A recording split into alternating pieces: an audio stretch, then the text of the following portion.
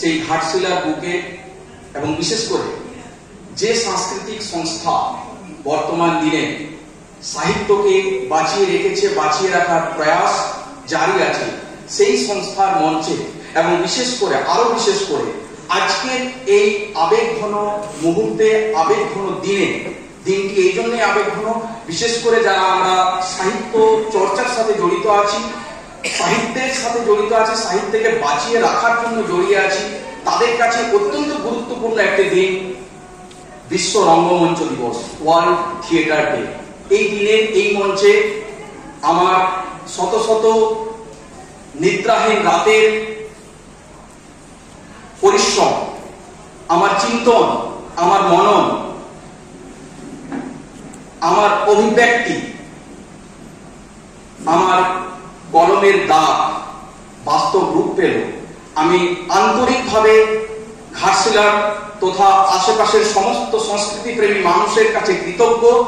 আমি কৃতজ্ঞ ঘাটশিলা সংযুক্ত নাট্যকলা কেন্দ্র, বিভূতি স্মৃতি সংসদ এবং অন্যান্য সাংস্কৃতিক সংস্থাগুলোর কাছে যারা এই মঞ্চ আমাকে দিয়েছেন, এবং আমি দৃঢ় বিশ্বাসী ভবিষ্যতে এটা আমাকে আরো প্রেরণা দেবে অন্যান্য সাহিত্য চর্চার সাথে নিজেকে যুক্ত রাখার জন্য।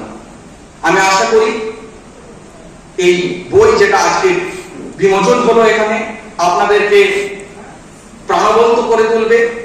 আপনারা যখন লাইন বাই লাইন কবিতাগুলোর মধ্যে যাবেন, কোনো না কোনো ভাবে দেখবেন আপনার জীবনের কোনো না কোনো মুহূর্ত, প্রত্যেকটা দিন সেই কবিতার মধ্যে ফুটে উঠছে।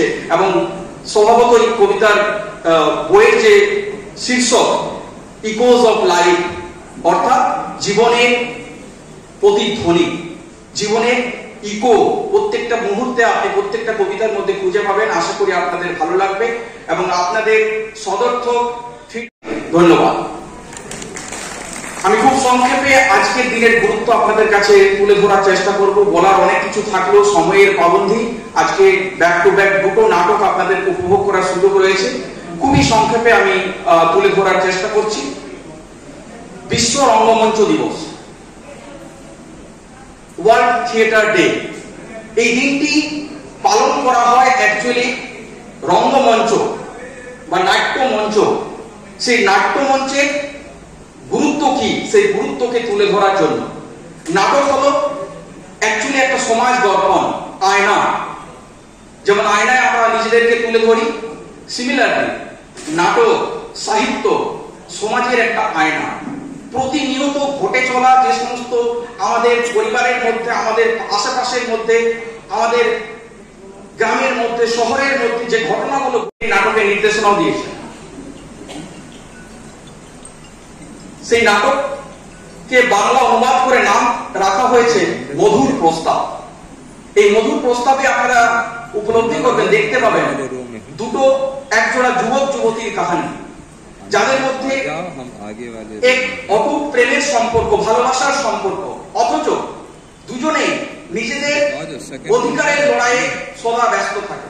নিজের কথাকে গুরুত্ব সহকারে তুলে ধরার